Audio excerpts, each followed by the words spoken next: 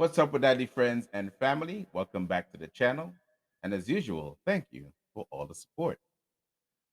Hopefully, 2023 is off to an amazing start for you. So, once again, from all of us here at Wadadli TV, we'd like to wish you a very happy and prosperous new year. Our guest tonight is being featured in our Academic Legends Showcase.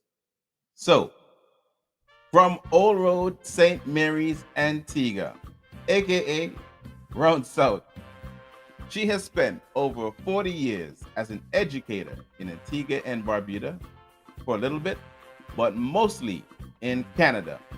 And she is an educational legend in the Montreal area. She is a longtime community organizer, activist, and volunteer. She is the public relations officer of the Antigua and Barbuda Association of Montreal.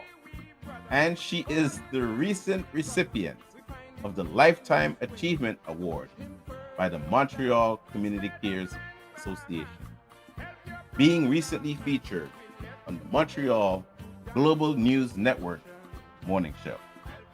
So, ladies and gentlemen, please put your hands together and help me welcome to the show none other than Miss Erene Anthony. Welcome to Wadadli TV. Thank you, Craig. Thank you for having me. I'm My delighted to pleasure. be here. Thank you for coming. So clearly you know Jomo really well, but me, not so much. So I'll just quickly intro myself and talk a little bit about our little project here with Daddy TV. Um, I'm Craig Samuel, born in the Point, raised in Villa, and have been in the States for far too long. Um, but long story short, I'm a complete IT geek.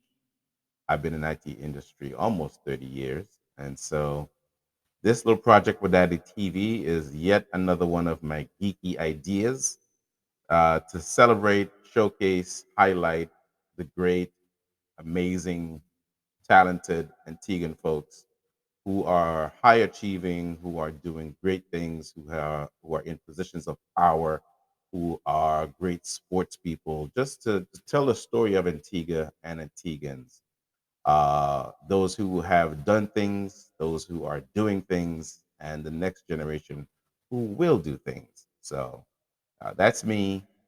That's the platform. Please tell us a little bit about yourself. Well, I grew up in Old Road, actually, went to the Antigua Girls High School. And from there, went into teaching in Old Road, really started teaching first at the Cedar Hall Moravian Church in Jennings, first month in kindergarten, then went to Old Road and spent a good 6 years there. And in those days, you started off as a pupil teacher. You were being trained by the teachers around you, Mhm. you know.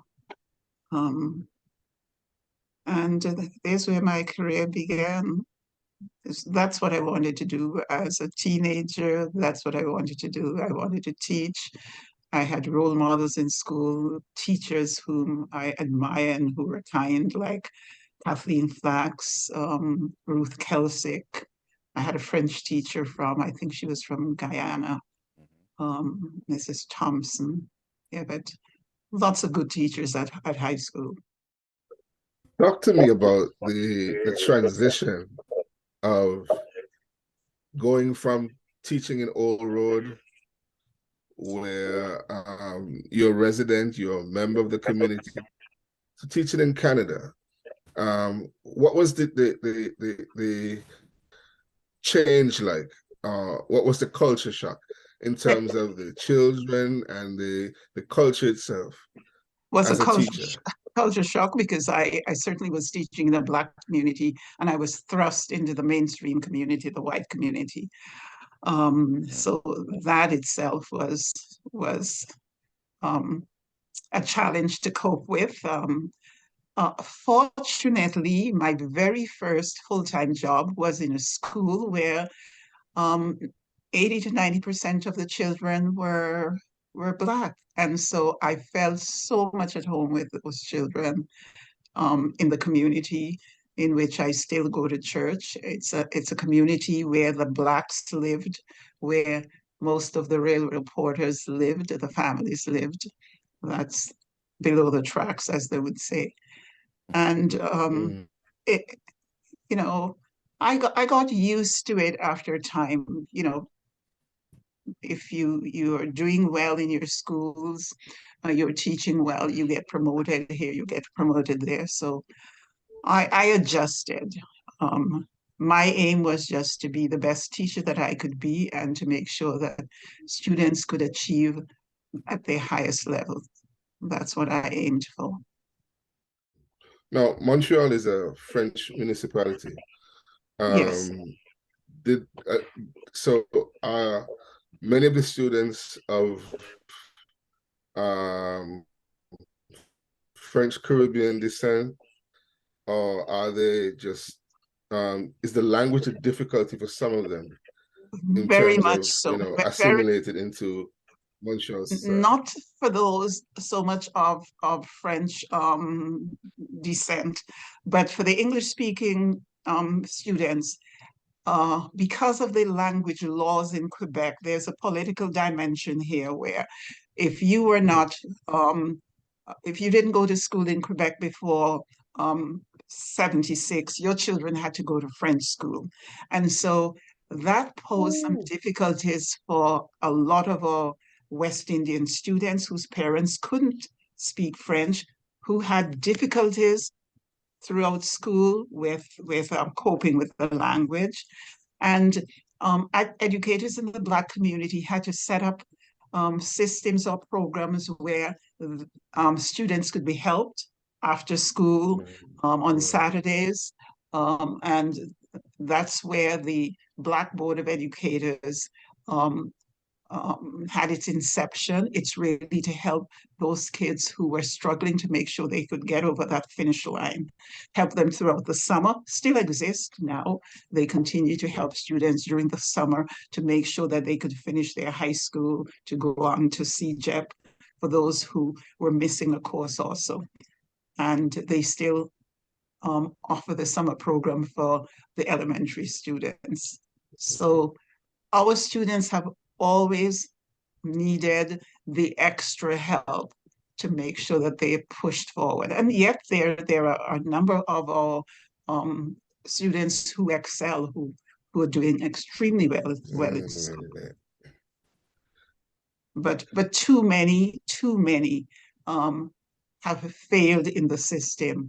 And one of the things that has bothered me most, even though I have worked quite a bit with students with learning difficulties, is to see how many of our Black children are pushed into the special needs classes. You know, Mm. once you're in that track, it's very difficult Yeah. to get you back sometimes into the mainstream where you can do the sciences and so on. Talking about the stigma of French students having to interact with those persons who had difficulty with the language in the classroom, how was the dynamic between those regular students? The French students, the English school board has a French immersion program where kids go into the French program from kindergarten. And so they begin to learn the language there. The difficulty is with those students who come in as teenagers, not Mm. knowing any French at all and Not a have to lick of be French. thrust into. That's the difficulty. Mm. French students, like students Mm. from Haiti, France, and so on, they go to French school. They're in the French language, so they're in their own language. Certainly, in any school board, any school board, you'll have students who have difficulties also. But the impact of the language is not as severe on the French students as it is on the English students who have to go to an English immersion program. And there was a time when you could really get your English students into a few English schools. There are very few of them right now. Nearly everybody has to go. Everybody goes into an immersion program, and the parents wanted their children to be in the immersion program because when you leave school, one of the assets for employment is to be bilingual. And our English students who have gone Oh, through immersion do very well also as bilingual students. Those who graduate, they're pretty fluent in French. It's those who struggle to okay. get through the Okay. histoire, to get through the biology, and so on. They really have the difficulty coping with the content of things like geography. It's one of those are the areas. And at grade 9, you have geography, and at grade 10, you have histoire, where they have to do those in French if they want to graduate um, as a bilingual student. Wow. And so Wow. here's where the the programs run by the Black educators will assist these students throughout the year on Saturdays to make sure they're coping with content, because history seemed to be one of the areas they have difficult, and it's compulsory. Oh my You goodness. must pass history at grade 10, and geography is at grade 9. Especially today, we have an impression of Canada as being a very welcoming and diverse nation at large. Certainly a lot more welcoming and diverse than some parts of the US. And I'm not trying to be political, I'm just calling it like I see it, right? But from your description of your experiences, talk about talk about that transition, right? What year did you get to Canada, and what was that like then, which you've already touched on? What is it like now, and what helped to like enable that transition to being a more welcoming community? I came here in 1968, and that was the year after Expo. And many people were coming into Montreal, coming Mhm, into to Canada that year. mhm, And I had come because I wanted to study, and I knew that Sir George Williams University had an evening program where um, folks could study in the evening to get a bachelor's degree, and that's what I wanted to accomplish. Um, you hear this all the time. It's more welcoming than what? Maybe more welcoming than the States because you don't hear of the raw racism that you hear in the States, but it's here also. mhm. It certainly is here. But I think over the years while I was teaching and in administration, a big effort was made to promote multiculturalism and diversity. That doesn't mean that people in the Black community were not complaining about how they felt they were treated, didn't complain about the racism, didn't complain about not being promoted on jobs and so on. Right. Um, but the conflict was not as severe as what we felt across the border, because you heard what was happening, you heard it daily. Mhm. Um, I I can't tell anybody that I've had any open racism. There may have been. I have always told myself I transcend racism. If you want to be racist, that's your problem, but you're not going to stop me from what That's right. I am doing. And that's Right. how That's I right. have gone That's right. through. I have gone through. And, I've worked with um, lots of members from the white stream community, because when I taught at Charles A. Kirkland School, when I went into that school, I was the only Black person there. I was the principal. There were Wow. no Black Wow. teachers. Wait. And before the term started, Wow. there are two teachers who came, and teachers know where the principals are. And so you can select your school by asking, you may get it. And there were two teachers who wanted to come, yes. But I was comfortable because the teachers treated me with respect. I didn't feel, um, you know, out of place or anything like that. I Mhm. did my work, they did their work, and for me, I see people as people. I do what I need to do, and I expect you to do what you have to do. Because I've always gone into all the schools, and I've spoken to the teachers on that first day of school. I expect them to be working as hard as they could. I want them to respect the kids, and I want the kids to respect them, and I'll support the teachers that way.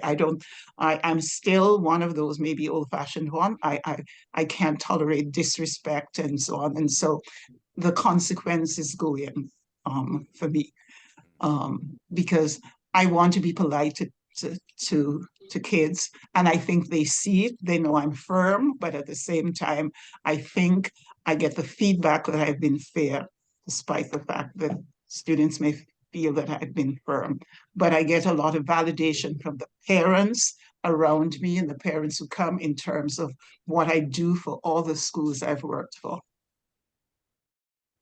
Yeah, I'm sitting here and sort of I'm a little awestruck because I'm listening to your epitaph of the leadership that you've exhibited over the years, and I can see a common thread where, as Antiguans, we were raised not to operate in fear, Yeah. and for me, it shows in the leadership and the professionalism of those persons who achieve and aspire to achieve outside of Antigua.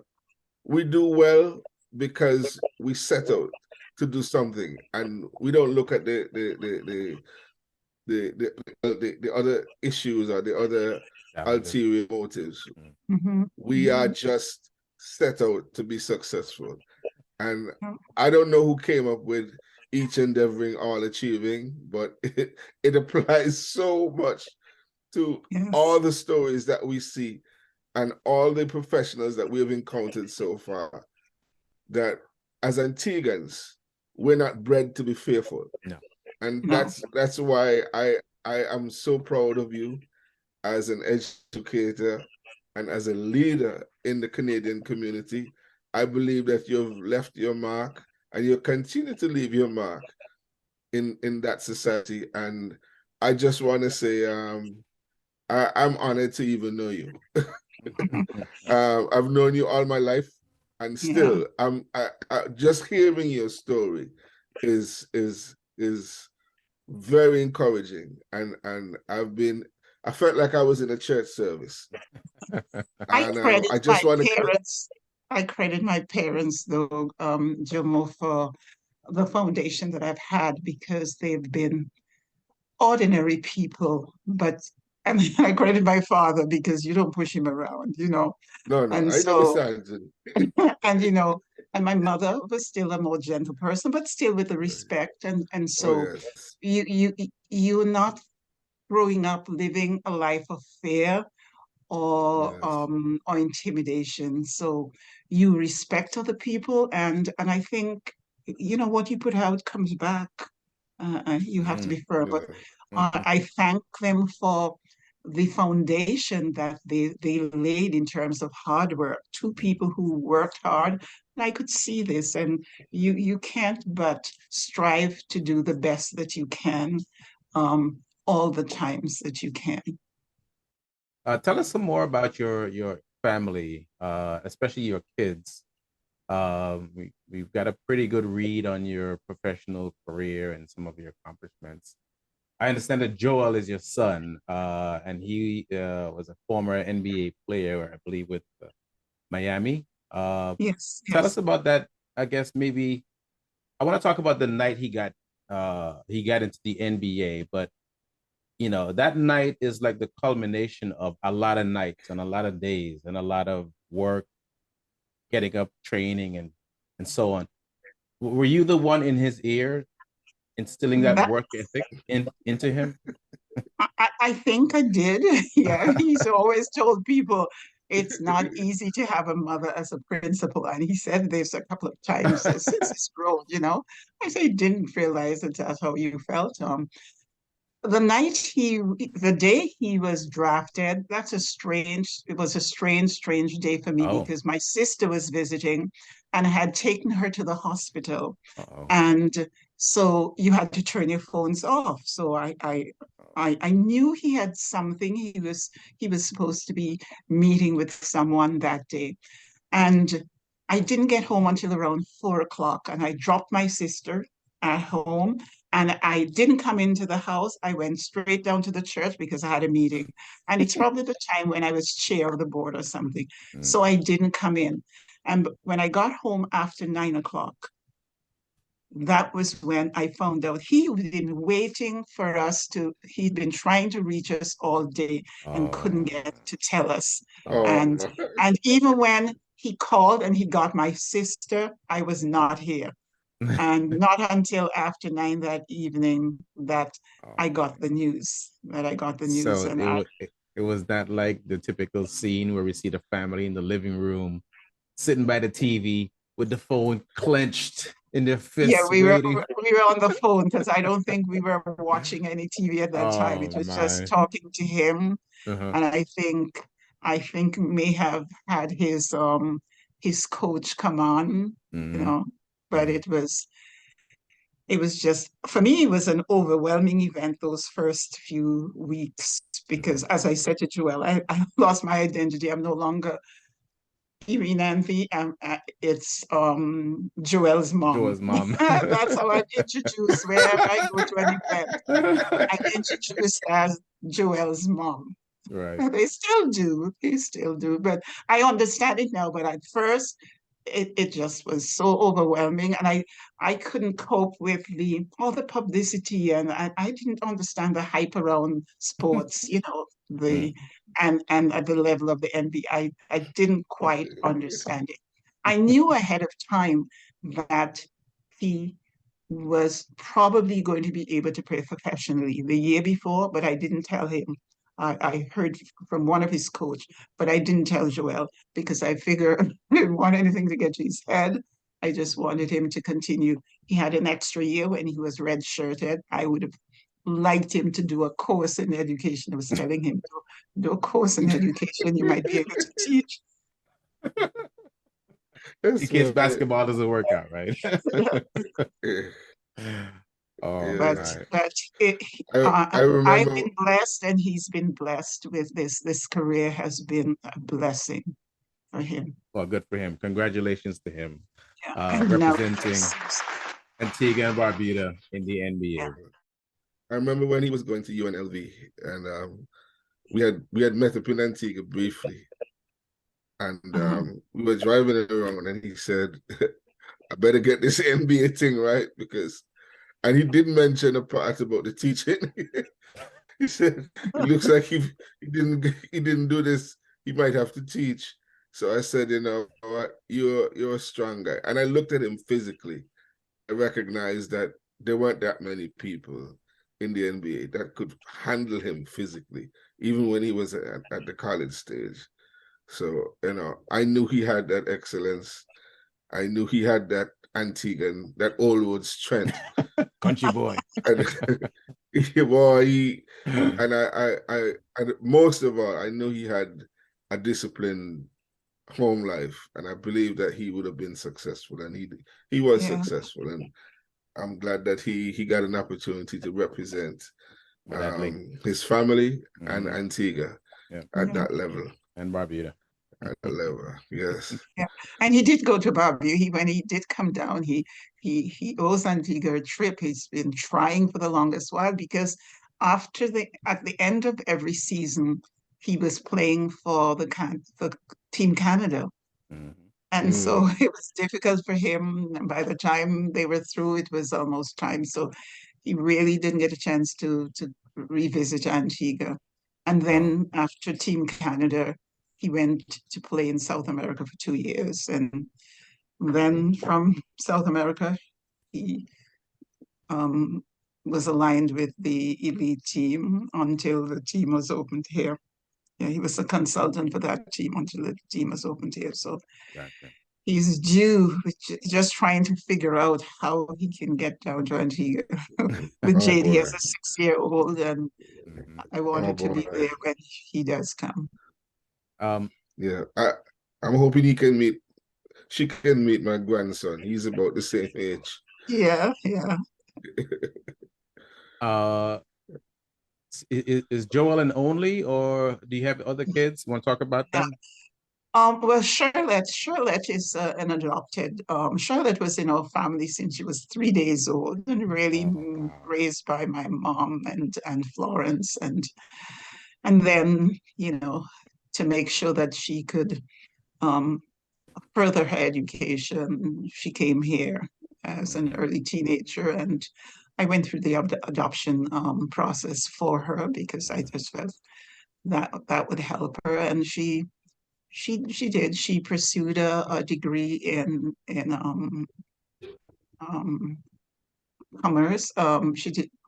She majored in international business. I think that's what it is. And Hmm. so she's working as a financial analyst in Winnipeg right now. Not Winnipeg, Okay. in Edmonton, Edmonton. Edmonton. Edmonton. Okay. And Oh, she's doing well because twice she was cited in the Edmonton papers for her work in leadership Boy. in her wow. on her team there. Yeah. Wow. Look at that. Miss Anthony, you are just turning out high achieving professional and upstanding people in the community. Congratulations to you on that. Thank you. Thank you. Do you align with any of the educational organizations in Antigua? And what's your, I guess, your assessment of the state of education in Antigua? Are you happy with it? Still have some I work to do? haven't aligned with anything. Hmm. I know I have discussions all the time with friends of mine who are certainly have been educators. We have a high school AGHS chat, a high school chat that was Hmm. formed just before the pandemic, the February or so. So it's been over 3 years. And so as high school girls, we talk about all types of issues and events, and certainly education. We have people like Ermina Davis and Evie who are on. We have a number of people who have been educators. Ines Howe coordinates that. We have Rita Allen. She's a minister in Barbados.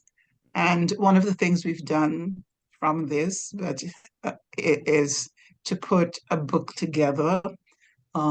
It's not published yet. We've at the point where we're just proofreading the manuscript.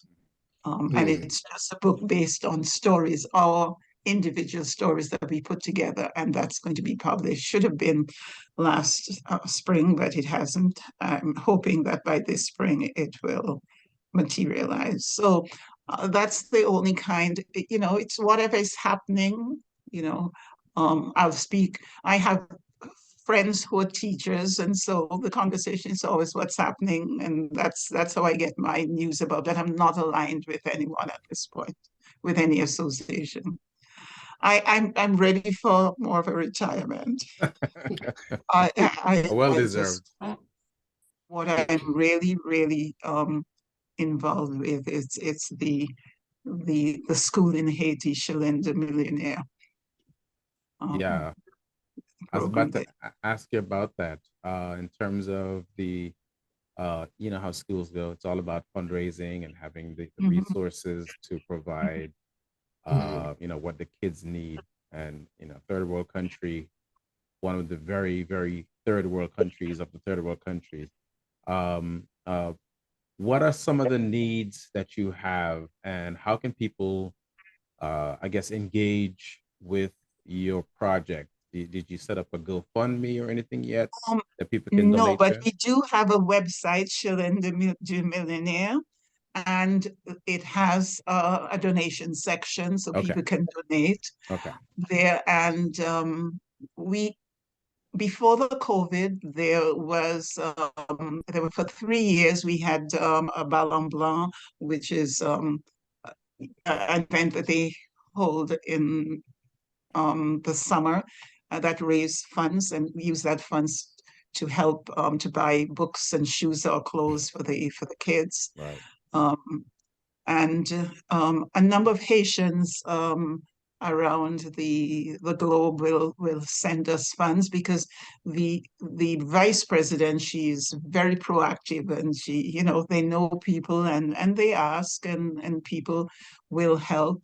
That's how we get our funding. But we, as the group of 9 that have formed the foundation, we donate every month Mm-hmm. to Oh, help wow. on the school. There's a report that's posted on what has taken place. Mm-hmm. There are photos of the activities that have taken place, um, and we just raise the funds, and for the funds that we get, we just make sure that we could move from breakfast to lunches. We were able to provide summer program for them last year and the year before.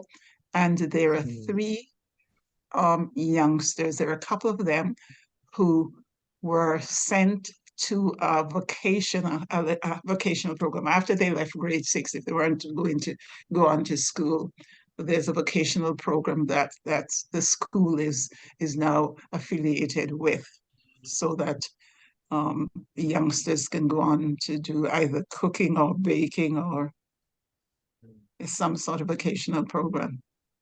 Yeah. Um, we want them, when they finish grade 6 here, to go on to the grade 7, 8, the school within the region.